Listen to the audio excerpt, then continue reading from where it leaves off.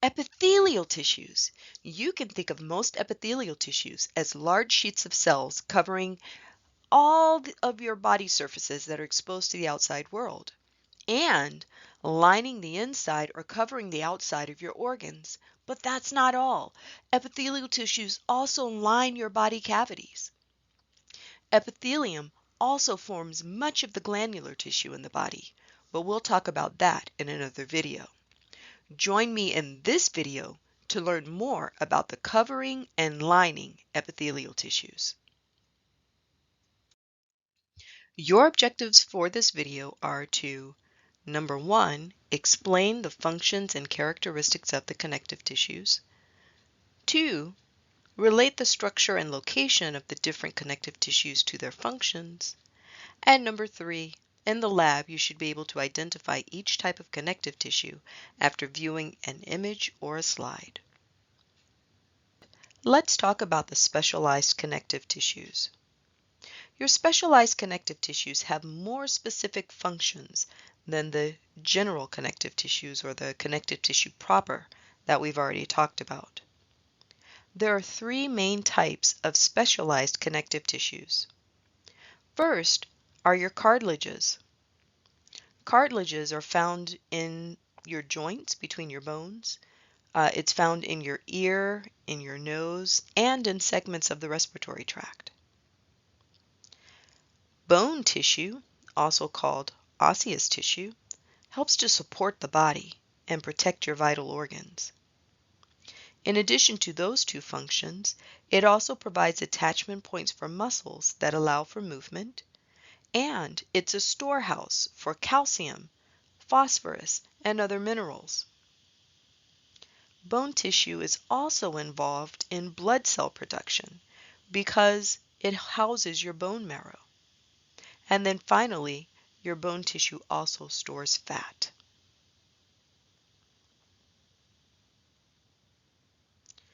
Your third type of specialized connective tissue is blood. Blood is the only liquid tissue in the body.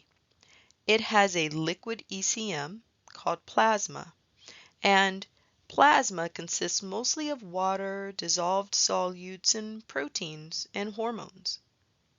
Suspended within plasma, you have different types of blood cells like red blood cells called erythrocytes and white blood cells, which are called leukocytes. There are also cell fragments called platelets within this ECM.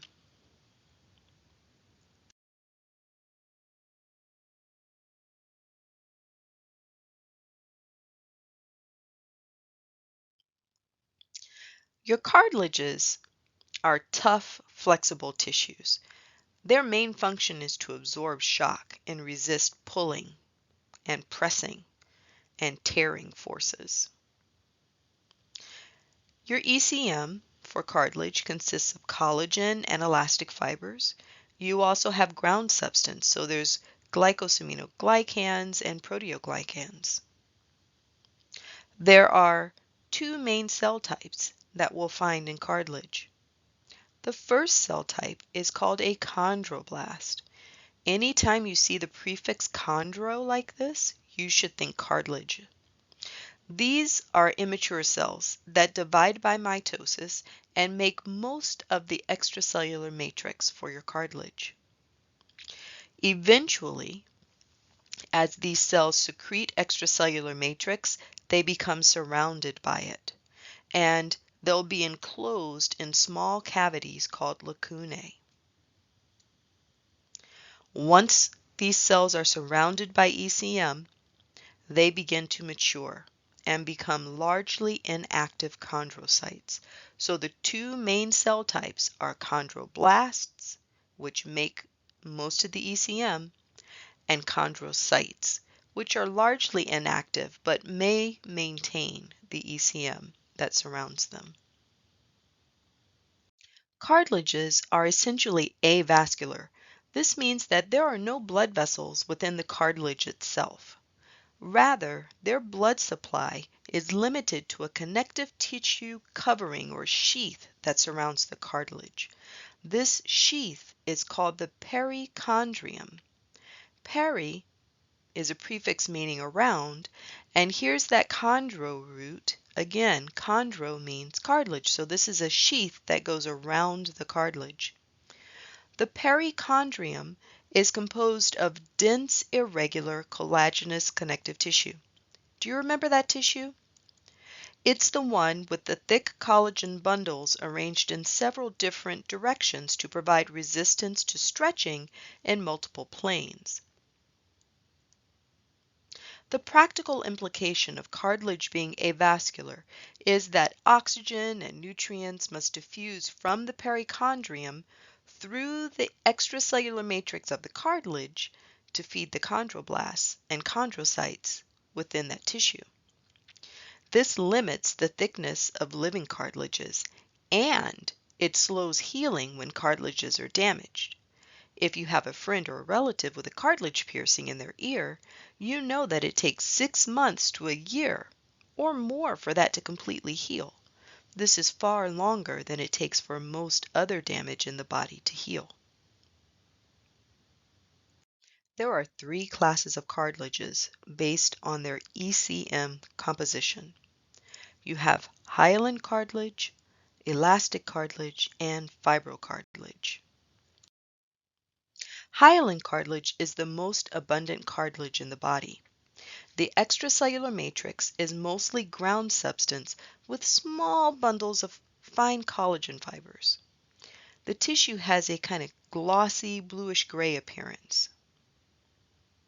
You'll find this tissue on the ends of bones and joints where it's called articular cartilage. You'll also find it linking the sternum to the ribs and framing sections of the respiratory tract, and you'll find it in the nose as well. Most of the fetal skeleton is hyaline cartilage, but it gets replaced with bone during development. This figure of hyaline cartilage shows you chondrocytes enclosed in a hole called a lacuna. Surrounding the lacuna is the ECM of this cartilage. And if you look really closely, you might see some smears going around the lacunae. Those would be the fine collagen fibers in this ECM. This is fibrocartilage. You'll know this tissue when you see it because it's filled with bundles of collagen fibers and there's little room for ground substance in the ECM. Look at this image. You don't see the vast fields of white that you saw with the loose or areolar tissue. This ECM is chock full of stained strands like these. Those are the collagen and elastic fibers. Fibroblasts reside in this tissue in addition to chondroblasts and chondrocytes. So in this figure you can see the chondrocytes here inside of their little spaces. These spaces again are called lacunae. The job of the fibroblasts, along with the chondroblasts and chondrocytes, is to fill the ECM with collagen and some elastic fibers. The presence of collagen makes this tissue resistant to excessive stretching. It provides tensile strength. The presence of elastic fibers, however, gives some some elasticity to the tissue as well. You'll find fibrocartilage in between the bones of your fibrous joints. So for example, think about the pubic symphysis. There's a strip of fibrocartilage between the pelvic bones anteriorly. You'll also find this cartilage forming the articular discs that improve the fit of bones within your joints. So you can think of, for example, the meniscus, a thick cartilage disc that improves the fit between the femur and the tibia in your knee. Elastic cartilage is the last of your cartilages. You're going to find mostly elastic fibers in the ECM. So these darkly stained strands that you see here, those are the elastic fibers. The presence of the elastic fibers allows this tissue to vibrate, and we're going to find it in a limited number of structures in the human body. One structure where we'll find elastic cartilage is in the external ear. Here, the cartilages vibrate and assist with the detection of sound in the air. In the larynx, that's your voice box, the presence of elastic cartilage assists with the production of sound.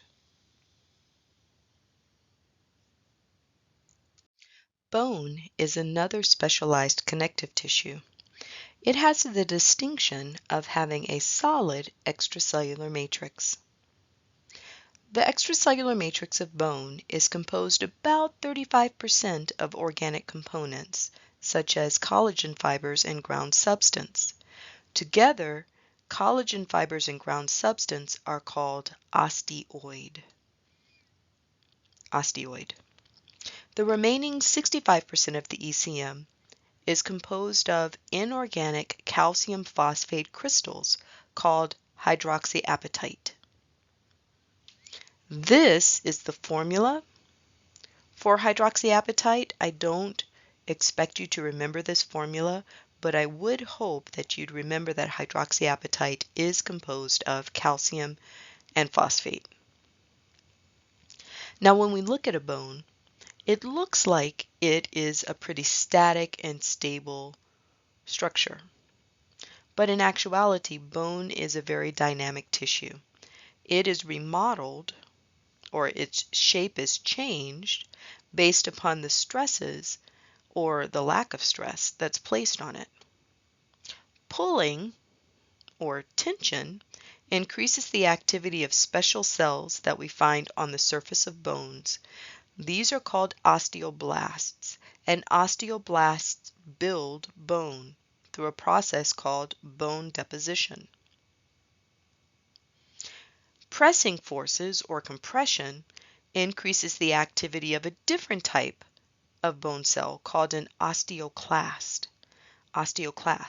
Osteoclasts break down bones, and then the components are reabsorbed by the body and recycled. There's a third type of cell that we find in bone, and they would be found here. These would be osteocytes. So as osteoblasts make ECM and build bone, eventually they become surrounded by that ECM. This causes your osteoblasts, which are immature cells, to change and become mature cells called osteocytes. Osteocytes maintain the bone ECM. They are found inside of little holes called lacunae.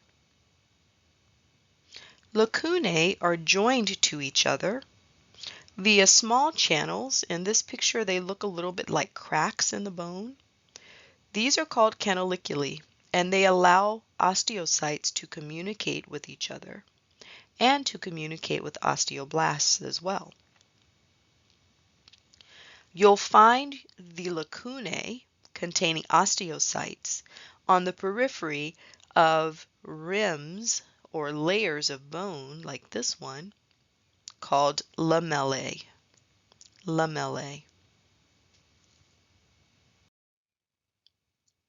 The last specialized connective tissue that we want to consider for this video is blood. As I mentioned earlier, blood has the unique distinction of being a liquid tissue.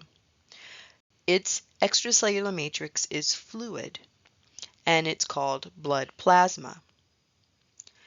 The proteins in blood plasma are called plasma proteins, and they are not fibers like in your other connective tissues. These plasma proteins are smaller and generally rounder. They'll have a variety of functions, including the transport of substances and blood clotting. There are three types of cellular forms inside of blood plasma.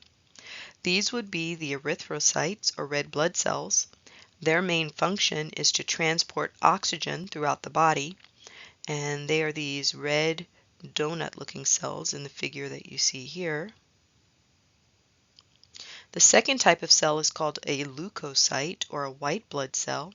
These function in immunity, and you'll know these cells when you see them because they usually have nuclei that are stained purple, like these guys. Finally, you'll find little cell particles like these. They are called platelets, and they function in blood clotting. These are not cells, but rather they are cell fragments. So let's try a few questions. Of the four main classes of connective tissue, which has the least solid ground substance? Would that be connective tissue proper, cartilage, bone tissue, or blood? Blood, that's right. Blood has a liquid ECM, unlike all of your other connective tissues. Of the following connective tissues, which generally takes the most time to recover from an injury? Would that be bone, cartilage, areolar connective tissue, or adipose tissue? That's right, it's cartilage. Remember, the reason for the slow healing time of cartilage is that cartilages are surrounded by a perichondrium, and that's where the blood supply for the cartilage is located. Nutrients and oxygen have to diffuse from the blood vessels into the cartilage, and it has to diffuse through the ECM before it gets to the cells like the chondroblasts and the chondrocytes, which are responsible for making ECM. Why is blood classified as a connective tissue? Is it because blood connects two areas of the body, or blood provides mechanical supportive organs, or blood stores a large quantity of lipids, or is it that blood develops from mesenchyme?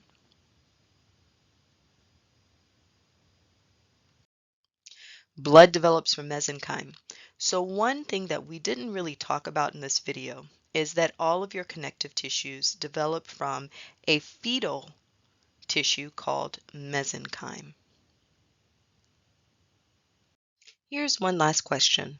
Which of the following types of cartilage is slightly compressible but resists tension well? Would that be hyaline cartilage, elastic cartilage, fibrocartilage, or articular cartilage?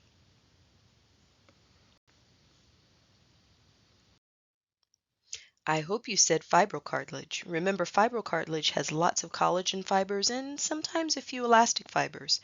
Together, you get resistance to compression and tension.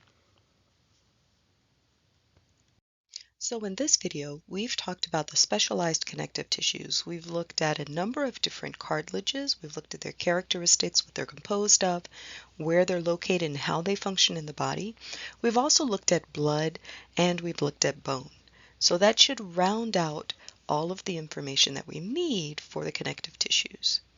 I've also talked a little bit about the characteristics of these tissues so that hopefully you'll be able to recognize them when you get into the laboratory for your lab practical. If you have any questions about this lecture or any of the other ones that we've been through, please don't hesitate to reach out to me. It's really important that you understand the functions and the structures of the connective tissues because these are the building blocks for making organs in the body. And if we understand how tissues work, then that will help us understand how organs work later on. All right.